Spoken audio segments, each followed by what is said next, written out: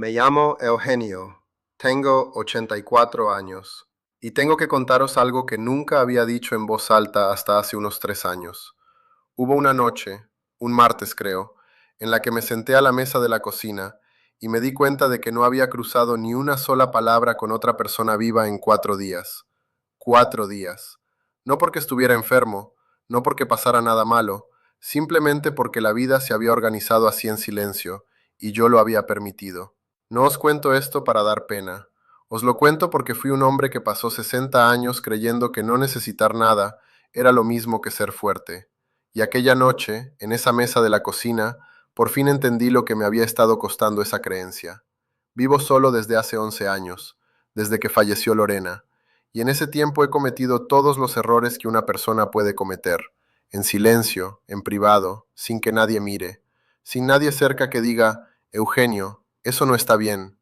Esa es la cosa de vivir solo que nadie te advierte. El silencio no se anuncia. Simplemente se vuelve más ruidoso, poco a poco, como lo hace el invierno. Así que, 7 cosas. 7 cosas que tuve que aprender por las malas. No porque alguien me las contara, sino porque las viví una a una, hasta que no me quedó más remedio que cambiar. La primera casi me rompe, y ni siquiera la vi venir. Aproximadamente un año después de que Lorena falleciera, mi hija menor, Noemí, se pasó por aquí un domingo por la tarde. Llamó a la puerta. Yo abrí. No dijo ni una palabra por un momento. Solo miró alrededor del piso. Había platos, de 3, tal vez 4 días, apilados en el fregadero y en la encimera. 2 bolsas de basura que había cerrado con un nudo, pero que nunca había bajado al contenedor en la calle. Un abrigo colgado en la silla donde ella solía sentarse, una lámpara que se había fundido por ahí el jueves y de la que yo pasaba de largo en la oscuridad. Me miró, dijo, papá, solo eso, una palabra, y sentí algo que no había sentido en 40 años. Vergüenza. Ese tipo particular de vergüenza que solo surge cuando alguien que te quiere te ve tal como estás. Esto es lo que no entendía entonces. Cuando Lorena vivía, el piso funcionaba con una especie de ritmo invisible. No porque ella lo gestionara todo, que no lo hacía, sino porque éramos dos. Friegas los platos porque alguien más se dará cuenta si no lo haces. Bajas la basura porque es tu turno. La presencia de la otra persona crea una especie de responsabilidad latente en la que nunca piensas hasta que desaparece. Cuando vives solo, esa responsabilidad se evapora de la noche a la mañana, y sin ella, las cosas se acumulan. No todas a la vez. Un plato, luego dos, luego una semana. Luego andas a oscuras porque la bombilla se fundió y no había nadie para decir, Eugenio, ¿has cambiado ya esa bombilla? Lo que hago ahora, 20 minutos. Cada mañana, después de desayunar, primero los platos, luego las superficies, luego lo que sea que haga falta. Pongo el temporizador del microondas como si fuera un niño bajo supervisión, y cuando suena, paro. Ya está. 20 minutos mantienen un piso pequeño manejable. Hacen que el lugar siga pareciendo el sitio donde vive una persona, no donde una persona está desapareciendo. Suena a poco, no lo es. La segunda cosa trata de salir a la calle, y lo digo de una forma más literal de lo que podríais esperar. 6 semanas después de la visita de Noemí, me di cuenta de que no había salido del edificio en 11 días. 11 días. Me traían la compra a casa. Había pedido mi medicación a la farmacia por teléfono. Veía más televisión de la que he visto en todo el resto de mi vida junta. Me decía a mí mismo que esto era descansar. Me decía que me lo había ganado. Lo que no me decía a mí mismo, lo que no podía admitir del todo, era que salir a la calle había empezado a parecerme algo que requería una preparación para la que no tenía energía. Ponerme una camisa de verdad, zapatos de cordones, ir a donde la gente pudiera verme y preguntarme cómo estaba, lo que requeriría que yo decidiera, en el acto, qué iba a decir. La farmacéutica finalmente dijo algo. Fui a recoger una receta y me preguntó, ¿cómo está hoy, señor Jiménez? Pregunta normal. El tipo de cosas que la gente dice sin esperar mucho a cambio. Abrí la boca. Durante un segundo no salió nada. Ella esperó, educadamente. Bien, dije finalmente, como un hombre que recuerda un idioma que casi había olvidado. Eso me molestó más que los 11 días, el hecho de haber tenido que hacer memoria. Ahora salgo del edificio 3 veces por semana, mínimo. Los lunes camino 4 manzanas hasta una cafetería y pido un café que no necesito particularmente.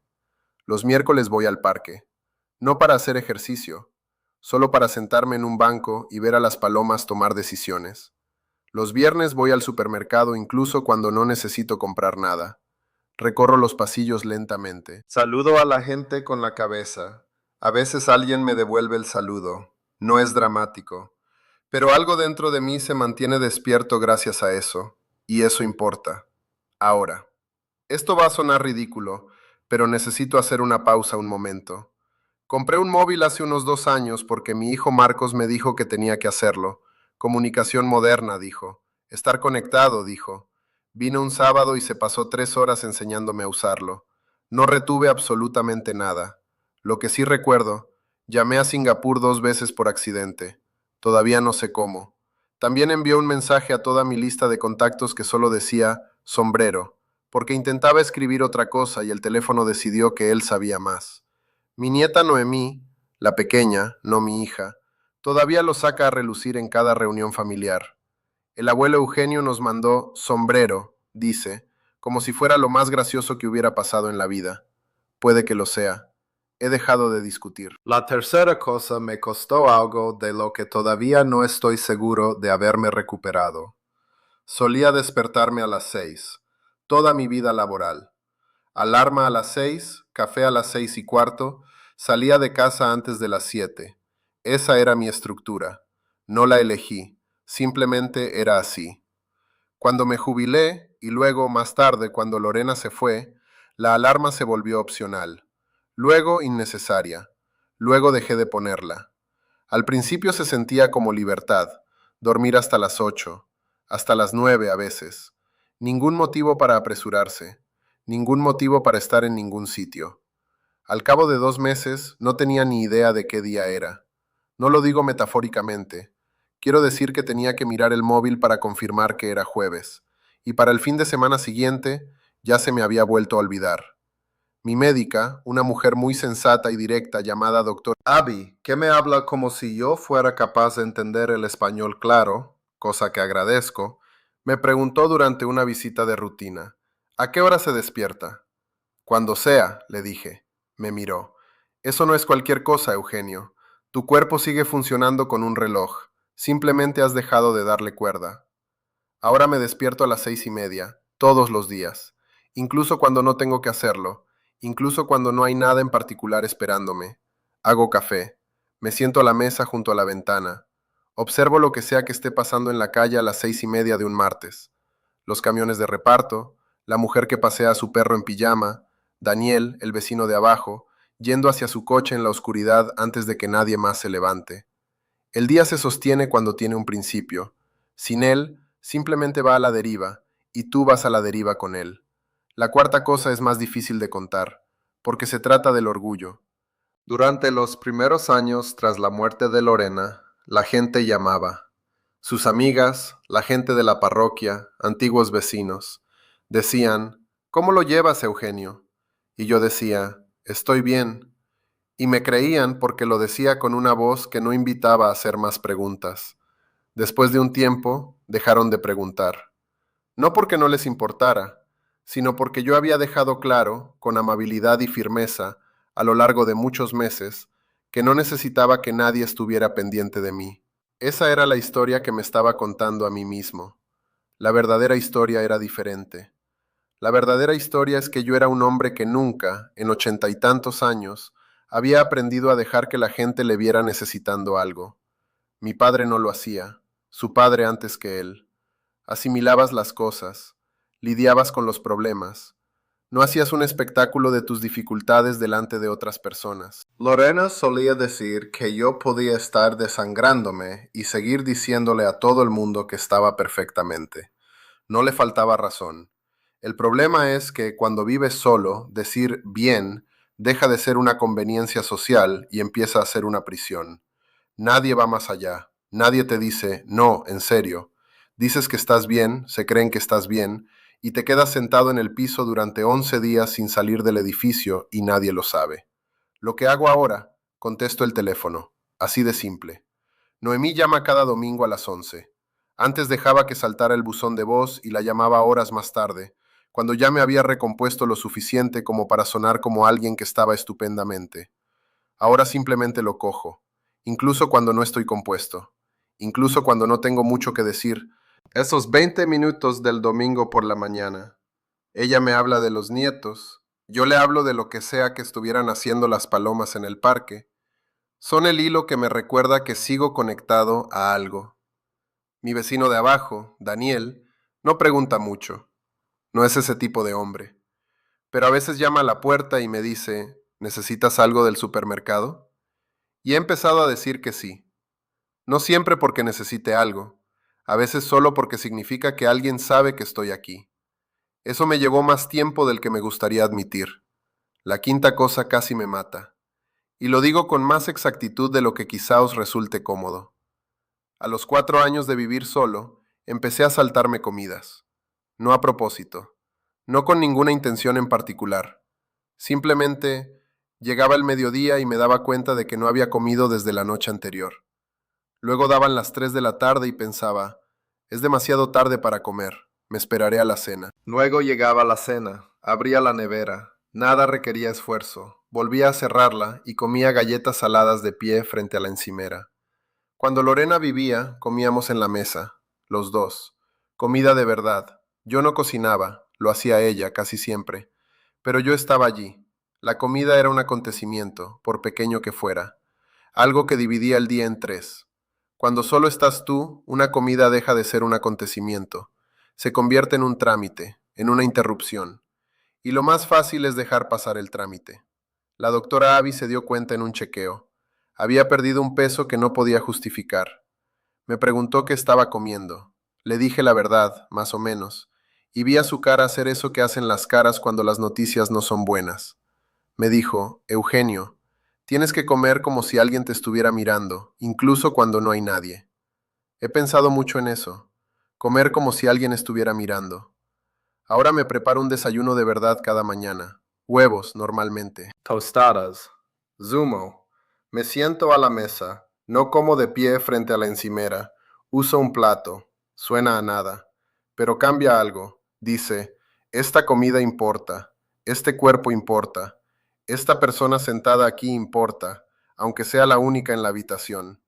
Los domingos a veces Lucas, el hijo de Daniel que viene los fines de semana, llama a la puerta y me pregunta si tengo galletas saladas. Solo galletas, nada dramático. Yo le doy galletas. A veces he preparado algo y le ofrezco un trozo. Lo acepta sin montar un número, cosa que agradezco. Se sienta en el taburete junto a la encimera y come en silencio. Y de eso se trata. Sin grandes momentos. Solo un niño comiendo galletas en la cocina de un anciano. Esos domingos, la comida vuelve a parecer un acontecimiento. La sexta cosa es de la que más me avergüenzo, porque debería haberlo sabido. Alrededor del tercer año dejé de tener cosas que esperar con ilusión. No lo digo en plan dramático, no estaba desesperado, simplemente estaba en tiempo presente. Cada día era solo eso, completo y cerrado, sin nada que me atrajera hacia el siguiente. Me despertaba y ahí estaba el hoy, y luego llegaría el mañana y sería mañana. Ninguna diferencia entre ambos. Un lunes estaba sentado en la cafetería, a la que voy a tomar café, y la mujer que me suele tomar nota me dijo, ¿va a venir a lo del sábado? Yo no sabía a qué se refería, pero pregunté. Había un pequeño concierto en el parque, a 2 manzanas. Músicos locales, dijo, gratis. Ella iba todos los años. Decía que eran las mejores 3 horas de su verano. Estuve a punto de decir que no. Casi le digo que estaba ocupado, lo cual habría sido mentira. En su lugar, le dije que me lo pensaría. Me lo pensé durante el resto de la semana. El sábado por la mañana me vestí, con una camisa de verdad, de las que tienen botones, y caminé hasta el parque. No era nada del otro mundo. Un escenario pequeño, sillas plegables en el césped, una banda tocando música que medio reconocía. 1 hora y media de gente sentada al sol, sin hacer nada en particular juntos. Me senté en una silla plegable y sentí algo que no había sentido en años. No felicidad exactamente, más bien anticipación a posteriori, el cálido residuo de haber tenido algo que esperar con ganas. Volví a casa y lo escribí en mi libretita. Sábado, concierto en el parque. Y luego escribí, próximo sábado, barbería, ya toca. Ahora sigo usando la libreta. Cada semana apunto una cosa. Una pequeña cosa que le da dirección a los siguientes días. No tiene por qué ser importante, solo tiene que ser algo. Algo que haga que el miércoles sea diferente del martes, porque el miércoles faltan 2 días para esa cosa. Las semanas son diferentes cuando tienen forma. Eso es todo lo que sé. La séptima cosa es a la que más me resistí, y la que más importó. Pensaba que el objetivo era ser capaz de hacerlo todo yo solo. Lo creía de verdad. Cocinar mis propias comidas, gestionar mis citas, encargarme de mis chapuzas de la casa, cargar con mis propias bolsas de la compra. Independencia, lo llamaba yo. Lo que en realidad estaba haciendo era construir un caso muy limpio, muy ordenado y muy silencioso para mi propia irrelevancia. Porque esto es lo que pasa cuando nunca necesitas nada de nadie. Te conviertes en alguien a quien la gente no piensa en incluir. No por crueldad, por acomodación. Aprenden tus ritmos. Aprenden que no necesitas ayuda, así que dejan de ofrecerla. Y entonces un día te das cuenta de que el único papel que juegas en la vida de los demás es el de la persona que se las arregla bien por su cuenta. Y resulta que arreglárselas estupendamente solo es algo muy solitario en lo que destacar. Fue un domingo, en agosto, hará unos 3 años. Llevaba una caja de libros del armario de mi dormitorio, cosas que la hija de Lorena iba a venir a recoger. Una caja pesada, más de lo que debería haber estado cargando. Llegué a la mitad del pasillo y sentí que algo en mi espalda se oponía rotundamente a toda la hazaña. Dejé la caja. Me senté en el suelo junto a ella. Y me quedé allí un momento, porque no tenía otra opción en particular, pensando en cuántos años había pasado confundiendo el orgullo con la sabiduría. Daniel apareció en algún momento. Subía para algo completamente distinto. Me miró sentado en el suelo junto a una caja de libros. No puso mala cara. No me hizo 20 preguntas. Simplemente dijo, ¿a dónde hay que llevarla? La bajamos juntos. Se fue. Hice café. Eso fue todo. Eso fue todo el asunto. Pero algo cambió, porque se lo había permitido. Había dicho la dirección, me había echado a un lado y había dejado que alguien me ayudara a llevar algo. Y el mundo no se había acabado. Mi dignidad no se había disuelto, de hecho. Desde entonces lo he estado practicando. Decir que sí cuando la gente se ofrece. Pedir cuando necesito algo. No actuar como si fuera capaz de hacer cosas que no puedo, solo para evitar la incomodidad de que me vean necesitando ayuda. Lucas me preguntó el mes pasado por qué gotea el grifo de mi cocina. Se lo enseñé. Una cosa sencilla, la junta, cómo apretarla. Escuchó como escucha él, que es prestando toda la atención del mundo, y luego lo arregló, más o menos, con sus pequeñas y cuidadosas manos, y me miró como si quisiera saber si lo había hecho bien. Ya está, le dije. Asintió. Volvió al piso de abajo. Me quedé en el fregadero y dejé correr el agua un momento solo para escuchar el silencio donde solía estar el goteo. Pensé en todas las cosas que había arreglado solo durante 40 años porque pedir ayuda me parecía una derrota. Me equivocaba en eso, ahora lo sé. 84 años, 60 de ellos gastados en creer que el hombre que menos necesitaba era el hombre que más importaba. Qué silencioso desperdicio estuvo a punto de ser eso.